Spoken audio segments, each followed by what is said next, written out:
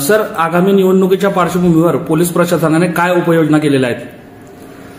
भुसावळ नगरपालिका निवडणुकीच्या अनुषंगाने पोलीस प्रशासनाने देखील पूर्णपणे तयारी केलेली आहे. भुसावळ शहरामध्ये जवळपास 191 मतदान केंद्र आहेत. तसेच भुसावळ शहरात ज्या ठिकाणी मतमोजणी होणार आहे त्या ठिकाणचं देखील नियोजन करण्यात आलेलं आहे.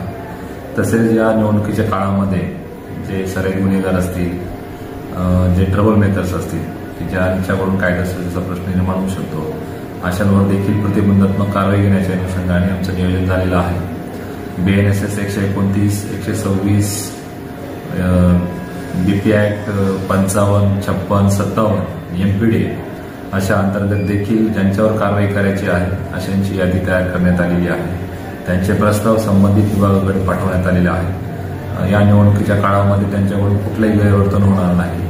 फ्री अँड फेअर इलेक्शन कसं पार पडेल या अनुषंगाने त्यांच्याकडून देखील प्रतिबंधात्मक बॉन्ड असतील, त्यांच्यावर काही कारवाई असेल ते करण्याचं देखील आम्ही पूर्णपणे नियोजन केलेलं आहे.